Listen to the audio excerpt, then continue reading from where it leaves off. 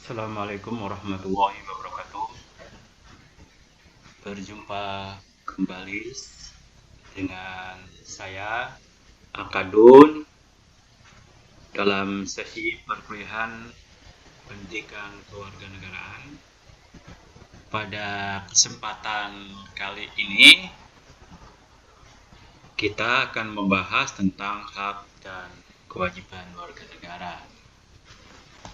Hak dan kewajiban negara. Akan tetapi sebelum kita kepada hak dan kewajiban negara, baiklah kita akan menelusuri terlebih dahulu asal muasal pendidikan kewarganegaraan. Pendidikan kewarganegaraan atau civic education pada dasarnya adalah gabungan dari ilmu politik, political science, dan ilmu pendidikan, education science ya, yang menjadi PKN atau civic education. Nah, ilmu politik sendiri itu secara tidak langsung banyak membekali PKN ini. Salah satu dari ilmu politik itu adalah pendidikan politik. Nah, pendidikan politik inilah yang sebenarnya sangat berkaitan dengan PKN, pendidikan kewarganegaraan itu. Sebab di pendidikan politik itu pada dasarnya belajar tentang bagaimana memahami, dan bertingkah laku menurut hak dan kewajiban warga negara.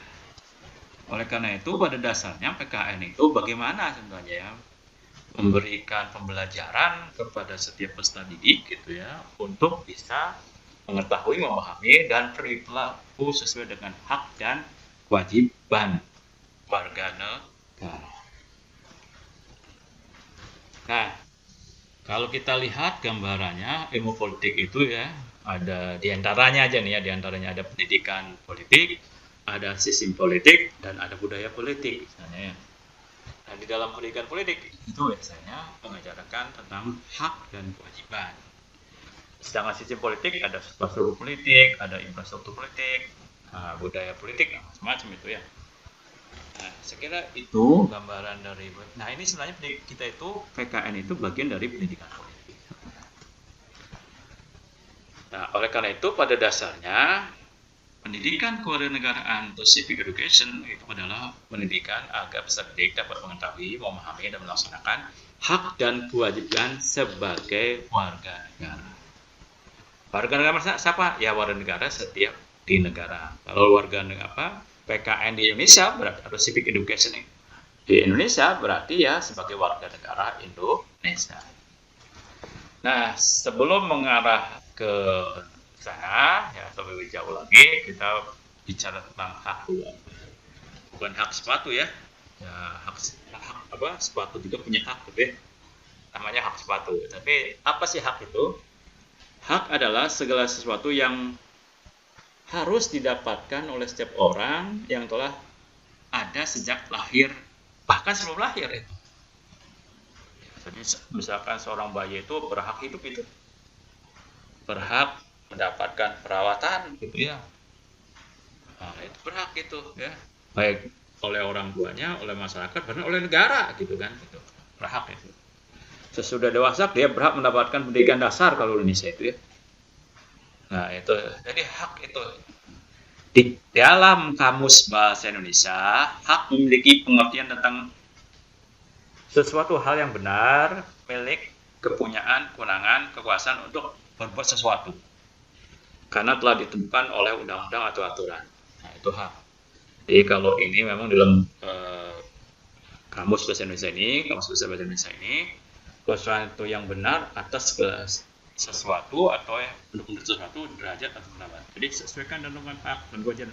Biasanya ini misalkan hak warga negara, nah itu ada di dalam ketentuan undang-undang. Misalkan di dalam Undang-Undang Dasar 45 itu ada hak-haknya itu. Hak misalnya seorang presiden, seorang ketua DPR, ketua MPR, ketua DPD, seorang menteri, seorang dirjen. Nah, itu ada hak juga itu nah, diatur dalam ketentuan undang-undangnya. Ya, tidak atur ya di dalam undang-undangnya itu. Termasuk gubernur, bupati gitu, semuanya hak. Ya. Termasuk juga PNS. Itu juga ya. Nah, sedangkan kewajiban adalah sesuatu yang wajib dilaksanakan, keharusan sesuatu yang harus dilaksanakan. Sebenarnya kewajiban ini pada dasarnya adalah hak orang lain. Jadi seseorang menjalankan hak itu dibatasi hak orang lain. Ya misalnya ini ya, kalau kita hidup di dalam suatu lingkungan, misalkan kos-kosan, setiap orang berhak semuanya itu ya, misalnya menyetel tip yang keras-keras gitu ya, keras apapun ya, asal tidak mengganggu hak orang lain ya bisa menjalankan haknya. Tapi kalau sudah ada perasaan mengganggu hak orang lain, misalnya jam 12 malam masih mau dengarkan lagu yang keras-keras melalui recorder gitu ya bisa dibalai-rogan, bisa dilempari batu itu oleh lingkungan sekitar. Itu pernah kejadian ya, bisa dilempari batu. Kenapa? Ya mengganggu orang lain tidur gitu ya. Oleh karena itu haknya, kewajiban dia muncul, kewajiban dia itu ketika ada hak orang lain. Nah, itu jadi kewajiban gitu ya. Di dalam sejarah tema hak relatif lebih mudah bisanya dibandingkan dengan tema kewajiban. Walaupun sebelumnya telah lahir.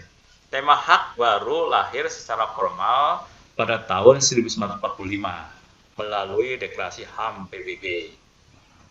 Ya, walaupun sebenarnya bunga-bunganya itu ya, bunga-bunganya mulai dari di Inggris itu gitu ya. Ada perlawanan hak, perlawanan hak dari kaum bangsawan kepada rajanya. Kaum bangsawan menuntut hak-hak tertentu ada raja, jangan semuanya dikuasai raja. Memang telah muncul ya, dan perjalanannya cukup panjang gitu, termasuk juga hak misalnya kebebasan yang dibutuhkan oleh revolusi Perancis, revolusi Amerika, termasuk hak-hak untuk negara penjajah untuk memerdekakan diri. Nah itu hak gitu ya, muncul sudah lama sebenarnya.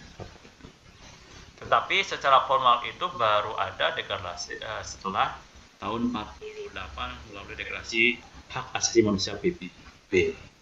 Sedangkan tema kewajiban bersifat umum telah lebih dahulu lahir melalui ajaran agama, di mana manusia berkewajiban menyembah Tuhan dan berbuat baik terhadap sesama.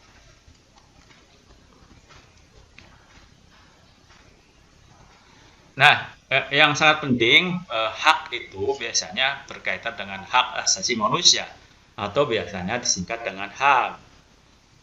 Jadi ini HAM itu terdiri dari 3 hak ya.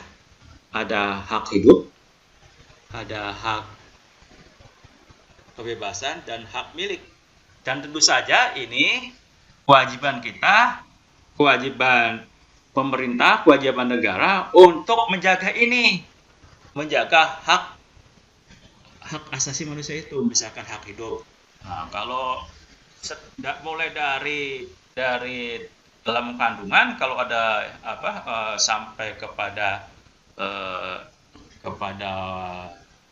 dia lahir sampai dia dewasa itu memiliki hak hidup. Jangan orang lain mencabutnya gitu. Kalau mencabutnya itu sudah melakukan tindakan kriminal. Nah, itu ya. Jadi itu sebenarnya termasuk juga melakukan tindakan kriminal kalau begitu ya, kalau menghilangkan nyawa orang lain. Dan kadang-kadang memang kita tidak habis pikir ya. Dengan uang 1.000 perak atau sampai 5.000 perak kadang-kadang nyawa melayang. Karena rebutan warisan ada di daerah Sumatera Utara itu sekarang ini, ponakan membunuh pamannya ya. Bahkan anak menggugat ibu kandung atau bapak kandungnya karena bahkan melakukan kekerasan itu. eh, ibu membunuh anak membunuh ibu kandungnya gitu ya, atau bapaknya gitu, bisa terjadi itu kalau persoalan-persoalan mengenai harta itu biasanya. Nah itu sebenarnya tidak boleh seorang pun menghilangkan hak, kecuali hak hidup itu ya, kecuali kalau berdasarkan ketentuan undang dia berhak, misalnya regu tembak gitu ya, berhak menembak seseorang gitu ya, kalau mau melakukan hukuman mati itu ya, itu misalnya ya. Jadi itu kalau kita menghilangkan nyawa orang lain tidak berdasarkan perundang-undangan, maka disebut tindakan kriminal. Di dalam KUHP kita undang-undang pidana kita itu termasuk nih ya, di pasal 380 ya, 338 sampai 340 itu berkaitan dengan menghilangkan nyawa orang lain. Bisa saja itu ya, sebuah hukumannya itu sebagai sanksinya itu, hukumannya itu ya sangat berat, mulai dari hukuman seumur hidup gitu sampai hukuman mati gitu ya, kalau kita menghilangkan nyawa orang lain. Nah di samping memang selain hak hidup ini muncul juga yang namanya hak kebebasan. Nah ini yang biasanya yang sering didengungkan, ini yang nomor 2 ini, hak asasi manusia itu hak kebebasan. Ya bebas, biasanya yang paling utama bebas mengeluarkan pendapat, itu kebebasan ya, bebas berorganisasi gitu ya, itu biasanya. Sebenarnya juga yang paling yang kaitannya dengan hak hidup itu adalah hak kebebasan dari kemiskinan gitu ya, dari kesengsaraan, dari kekerasan gitu ya. Nah itu kebebasan, termasuk juga misalnya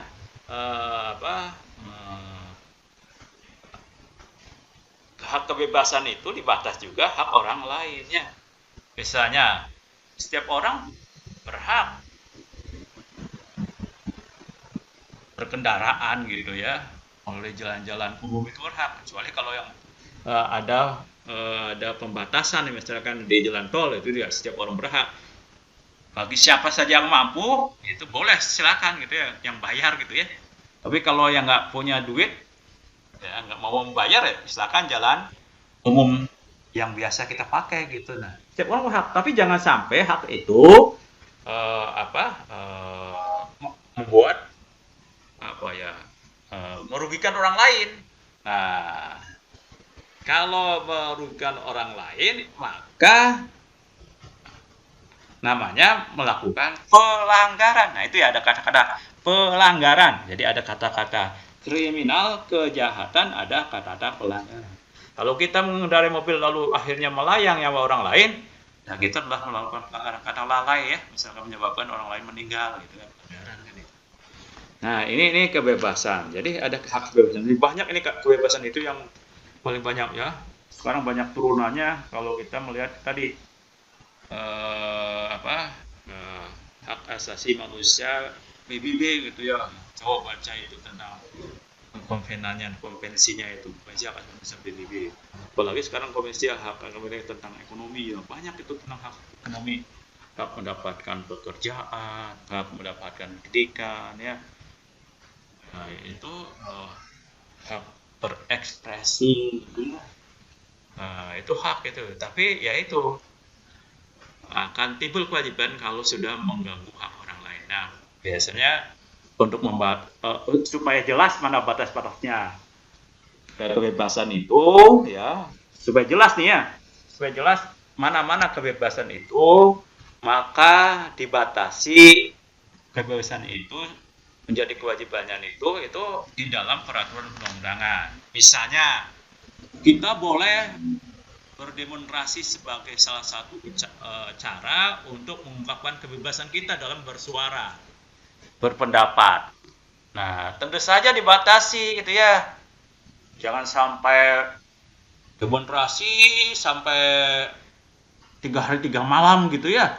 ya orang lain terganggu semua. Berarti ada kebebasan orang lain yang terganggu kalau misalkan terus-menerus macam itu. Makanya dibatasi dari jam berapa ke jam berapa, jalannya di mana gitu. Bahkan harusnya negara memfasilitasi itu dan sama-sama menghormati gitu. Nah, itu jelas ya, hak kebebasan itu. Nah, termasuk juga kebebasan berorganisasi. Boleh ya, tapi jangan sampai mengganggu hak-hak orang lain juga. Ya, misalnya jangan sampai membuat orang lain merasa resah gitu ya. Membuat orang lain merasa terjolimi, membuat orang asing haknya terkekang gitu ya. Makanya diatur ya, misalnya bagaimana organisasi sosial politik keagamaan diatur, organisasi partai politik diatur dalam melalui ketentuan undang-undang supaya tahu ya, supaya jelas mana hak dan kewajibannya itu ya, mana yang mengganggunya. Kalau tidak diatur semacam itu, nanti kebablasan haknya atau bahkan represif sekali penegak hukumnya karena tidak ada ketentuan-ketentuannya di situ, mana yang bebas, mana yang kewajiban gitu. Makanya harus ada jelas gitu ya di undang-undang gitu, mana hak, mana kewajibannya itu, mana batas-batasnya itu diatur ya. Dan yang ketiga ini berkaitan dengan persoalan hak milik. Nah, dengan persoalan hak milik. Hak milik itu ya hak memiliki harta kekayaan. Ya. Jadi itu hak asasi manusia juga, makanya harus dilindungi juga oleh negara, oleh pemerintah, oleh penegak hukum, termasuk juga dihargai oleh orang lain. Nah, jangan sampai kita punya tanah dicaplok orang lain. Nah, ini kan rame nih cerita tentang mafia tanah, coba baca tentang mantan PSNI atau mantan wakil menteri luar negeri Pak Dino Patijalal gitu kan. Coba pelajari itu gimana tuh terjadi mafia tanah katanya gitu, mafia belum terbukti benar ya. Tapi yang jelas itu di situ dalam hal hak milik, negara wajib hadir melindungi itu hak milik orang itu, termasuk apapun gitu hak milik itu dilindungi ya, termasuk misalnya kehormatan ya, baik laki-laki perempuan gitu ya harus dilindungi juga gitu ya, supaya jangan jadi pemerkosaan, terus supaya jangan terjadi perampasan, perampokan, pencurian. Nah, itu harus hadir gitu. Makanya ketika kita melakukan misalnya pencurian, melakukan penggelapan, perampasan, perampokan, penggelapan ya. Nah, itu termasuk ke dalam kategori kriminal juga, kejahatan juga menurut KUHP itu. Nah, itu harusnya negara hadir. Nah, itu saya kira mengenai hak asasi manusia. Baik itu hak hidup, hak kebebasan, dan hak milik ya. Jadi kacamata kita juga hak milik nih. Ya, nah, rumah kita juga hak milik, kendaraan kita hak milik. Nah, itu semua harus dilindungi tuh. Nah, bahkan kalau kita di dalam konsep Islam itu, kalau kita mempertahankan hak milik kita, kalau berjuang sampai meninggal itu termasuk juga kategori sahih juga ya. Nah, selanjutnya ini jangan lupa. Jadi sekali lagi hak dan kewajiban itu di mana letaknya adanya? Ya, tadi sudah saya ungkapkan bahwa yang namanya hak dan kewajiban itu perlu ada supaya saling enak, saling saling tahu diri gitu ya. Mana batas-batasnya. Demikian juga baik itu batas-batas bagi orang yang memiliki hak, batas-batas bagi orang memiliki kewajiban, termasuk juga kepada pemerintah atau penegak hukum, mana nih batasnya. Nah, semuanya itu terangkum biasanya hak dan kewajiban itu di dalam yang namanya norma. Ya, norma. Nah, apa sih norma? Norma berasal dari bahasa Belanda yaitu norm, yang berarti patokan, pedoman, atau pokok kaidah. Sementara menurut Kamus Besar Bahasa Indonesia, norma adalah aturan atau ketentuan yang mengikat warga, kelompok, dalam masyarakat. Norma yang ada dalam masyarakat berisi tata tertib, aturan, dan petunjuk standar. Kemudian, norma yang berlaku dalam masyarakat biasanya berisi aturan tak tertulis. Meski tak tertulis, norma atau aturan yang ada secara sadar dipatuhi oleh masyarakat. Jadi, norma memang pada dasarnya dibuat untuk dilaksanakan. Nah, ini memang norma itu pada dasarnya itu dibuat ya untuk menjadi patokan, pedoman, kaidah-kaidah gitu, petunjuk mana yang benar, mana yang salah, mana yang boleh, mana yang tidak, gitu ya. Itu jelas itu ya, mana yang boleh, mana yang tidak, gitu. Itu jelas prinsipnya itu. Lalu apa sih fungsi norma itu? Nah, fungsi norma itu bisa mencegah terjadinya benturan kepentingan masyarakat. Tadi itu ya, orang memiliki keinginan, orang yang tidak berkeinginan bekerja keras, lalu inginnya mencuri dan merampas. Tapi ada juga orang yang inginnya itu bekerja keras mendapatkan hasil, tapi tetap dipertahankan. Kadang-kadang kalau ini kan kalau tidak ada norma seperti itu, bisa terjadi benturan itu kepentingan. Bahkan paling bahaya itu ya kalau misalkan istri perempuan seenaknya aja diambil alih gitu ya, harta benda diambil alih, dirampas gitu kan, itu terjadi benturan kepentingan yang paling dahsyat itu. Apalagi nyawa orang lain seenaknya diambil gitu ya, nah itu kan terjadi benturan kepentingan. Setiap orang berhak hidup, tapi ada orang yang kan nafsu gitu ya, ingin menyakiti orang lain. Karena dia mau bekerja, karena ada kepentingan itu mendapat keuntungan, orang lain mengambil tanah orang lain gitu ya. Nah, ya tentu saja akan berbenturan kepentingan dengan orang yang telah bekerja keras gitu ya, mendapatkan tanah tersebut gitu, dengan keringat kerja kerasnya. Itu sebenarnya mencegah benturan kepentingan itu ya. Yang selanjutnya, norma itu berfungsi dapat menciptakan kehidupan masyarakat yang menjadi aman, tentram, tertib. Jadi kalau tadi seperti saya ungkapkan, kalau ada tamu lapor, kalau tidak boleh mengganggu orang lain, gitu ya. Malam-malam tidak boleh ribut, gitu ya. Itu misalkan itu salah satu. Misalnya normanya kalau berjualan, jadi tempat jualan jangan di tempat jalan kaki atau apalagi di jalan mobil atau sepeda gitu. Nah, itu semua norma gitu ya. Yang selanjutnya, fungsi norma itu memberi petunjuk atau pedoman bagi setiap individu dalam menjalani kehidupan di masyarakat. Jadi tadi mana yang boleh, mana yang tidak boleh, mana yang benar, mana yang salah, gitu ya. Itu jelas gitu ya petunjuknya itu. Misalnya di masyarakat kalau berbicara keras kepada orang tua gitu ya, itu tidak boleh, bahkan dari dalam agama ngomong aja nggak boleh gitu. Nah, itu salah satu norma gitu ya, petunjuk. Nah, itu kalau misalkan ada norma di masyarakat itu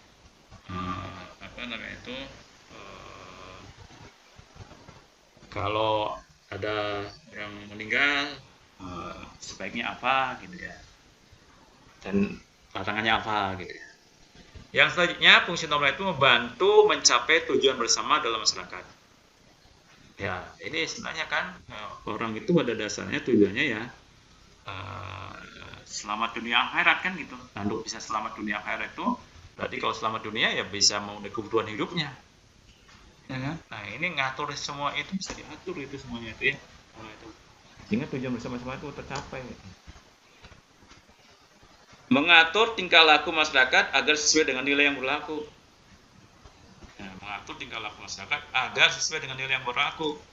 Jadi kalau kita di masyarakat Banten kalem gitu ya, di sana di Baduy Dalam, kalau ke sana jangan membuang seenaknya, jangan menggunakan produk-produk sampo gitu ya, produk-produk sabun gitu, nggak boleh, itu kan itu normal lagi. Jadi kalau kita masuk ke sana boleh kan. Sekarang itu orang Baduy Dalam itu protes, udahlah jangan ada lagi di sana itu menjadi tujuan wisata karena merusak nilai-nilai kan gitu.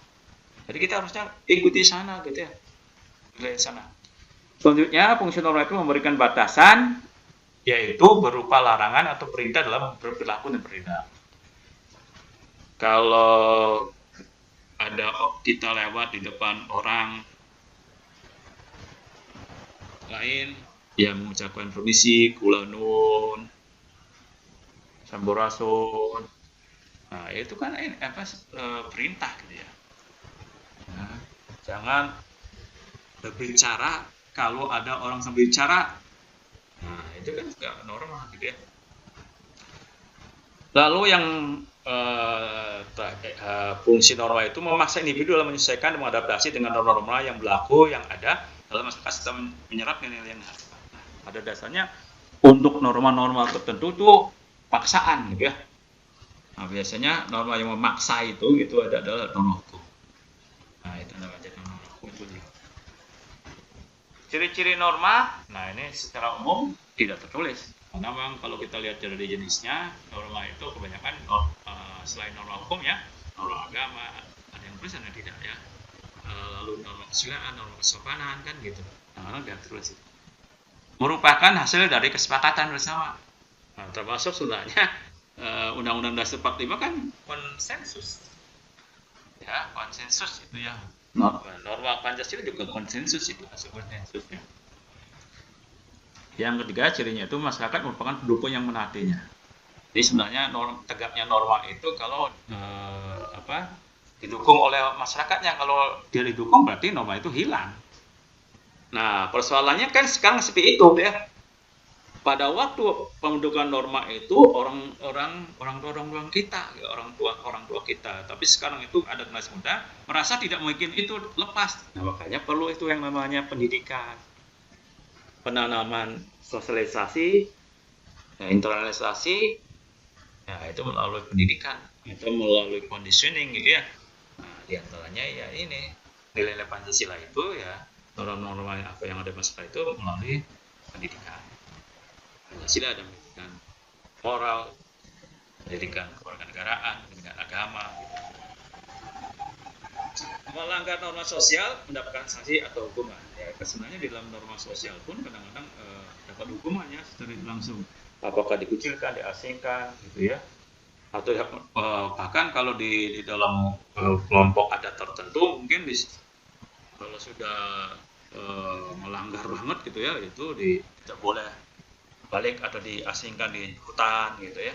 Itu normanya. Kalau di kita mungkin ya paling juga tidak didiamkan gitu ya. Diladi orang itu sudah normal. Menyesuaikan dengan perubahan sosial hingga dapat dikatakan bahwa norma sosial dapat mengalami perubahan. Nah, jangan lupa bahwa norma sosial itu kadang-kadang berubah ya sesuai dengan kebutuhan. Nah, dan normanya itu juga sesuai dengan lingkungannya masing-masing ya. Ya, di kita, ya, kalau di kita tidak sopan itu mengelus kepala. Tapi di Arab atau di Eropa itu hal yang lumrah gitu ya, penghormatan gitu ya. Tapi kalau kita wah ini mulus ini apa namanya itu nggak sopan banget itu, memang kamu jakatin saya gitu ya. Nah, gitu kadang-kadang begitu ya. Jadi ini demikian juga setiap saat itu berubah ya sesuai dengan keadaan kondisi yang ada. Mungkin saja misalkan ada norma misalnya di Bali itu ketika ada orang suaminya meninggal gitu ya, maka istrinya itu turut juga terjun gitu ya di dalam ABN itu. Nah, sekarang kan normanya harusnya berubah gitu ya. Demikian juga misalkan normal kalau dulu itu perempuannya bekerja, sekarang harus yang laki-laki yang bekerja. Atau di sebagian daerah lain gitu ya, yang laki-laki yang bekerja, perempuannya di rumah. Nah, sekarang sudah berubah itu norma itu ya ternyata ya. Jadi bisa saja laki-laki dan perempuan itu bekerja. Yang selanjutnya cirinya itu norma itu dibuat secara sadar. Tidak ada yang membuatnya secara sadar itu ya. Sebenarnya itu. Nah ini jenis norma itu ada 4 minimal. Ada norma agama, ada norma kesusilaan, ada norma kesopanan, dan norma hukum. Nah, Apa sih norma agama? Pedoman hidup bagi manusia yang bersumber dari Tuhan Yang Maha Esa. Isi dari norma ini berupa perintah, ajaran, larangan. Sanksi dari pelanggar norma agama berupa dosa dengan balasan di akhirat kelak. Ya, ini misalnya saja kalau dalam agama yang saya anut yaitu Islam, kalau tidak melaksanakan sholat, itu apa? Dosa. Kalau dosa nanti masuk neraka gitu. Nah, itu. Kalau tidak membayar zakat, apa sanksinya itu ya? Apa sanksi itu apa? Kalau tidak puasa apa sanksinya gitu ya? Kalau melawan orang tua apa sanksinya? Kalau menaati perintah Rasul, menjalankan perintah Rasul, apa? Wan prestasinya. Nah, itu sebenarnya norma agama. Nah, di agama-agama lain juga seperti itu, saya kira. Nah, kalau dalam Islam, ya dalam Islam minimal norma agama itu ada 3 lah yang atur, yaitu pertama, dalam Islam itu ada tauhid. Nah, tauhid itu yang mengajarkan bahwa Tuhan itu yang Maha Esa. Segala macam niat tujuan pelaksanaan dalam hidup, proses hidup itu lillahi ta'ala gitu ya. Itu harusnya segitu ya. Jangan ada niat tujuan lain lah gitu. Jadi awal untuk melaksanakan kegiatan apapun harusnya lillahi ta'ala gitu ya. Nah, itu kita itu bagaimana mengungkapkan tauhid. Kita kadang-kadang niat kita juga salah gitu ya, kadang-kadang di sini. Nah, itu jadi larangan itu kalau kita melakukan segala sesuatu niat atau tujuannya itu gitu ya untuk selain dari Allah. Jadi ibadah kepada Allah gitu pertama. Kita sekolah ya harusnya karena niat ibadah. Kita bekerja karena niat kepada Allah. Kita jualan karena niat tujuan karena Allah. Jadi sebagai ibadah gitu. Nah, itu sebenarnya tauhid. Nah, yang kedua, kalau kita mau melihat norma agama yaitu di fikih. Nah, di fikih ya supaya kita tahu apa? Mana yang makruh dan mana yang mubah. Mana yang haram dan mana yang halal. Maaf, itu bukan haram ya, halal ya. Jadi sekali lagi ini halal gitu ya, mana yang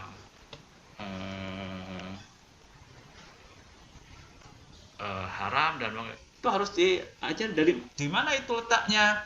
Ya kalau mau tahu fikih ya berarti harus di Al-Qur'an, Sunnah Rasul atau ajaran-ajaran para ulama gitu ya, harus tahu, termasuk juga tauhid kan. Yang ketiga, norma yang sangat penting juga dan ketiga itu adalah berkaitan dengan tasawuf. Ya, berkaitan dengan tasawuf. Nah, jadi kalau tadi kita sudah kokoh di dalam niat dan tujuan hidup kita itu karena ibadah kepada Tuhan Yang Maha Esa, atau kalau dalam Islam itu kepada Allah, maka caranya seperti apa? Caranya seperti tahu lurus itu atau tidak, itu caranya itu dalam fikih. Ya, mana yang haram, mana yang halal, mana yang dilarang, mana yang dihalalkan gitu ya. Apa yang diperintahkan. Ya, itu jelas itu ya di fikih itu.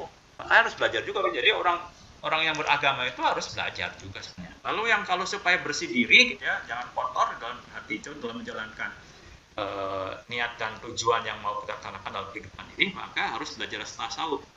Jadi orang tasawuf itu bisa meluruskan gitu ya, meluruskan niatnya lagi supaya ikhlas, supaya jujur, ya, supaya hatinya bersih, tidak sudon, apalagi mau bikin hoak gitu ya. Nah itu, ya, jadi ini sebenarnya urus macam.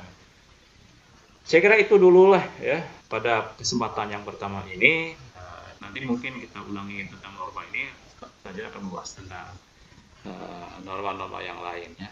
Karena waktunya sudah hampir habis dan mungkin nanti akan sulit gitu ya kalau terus menerus kita lakukan pembelajaran ini, mudah-mudahan akan sangat sulit menangkapnya. Maka saya cukup sekian.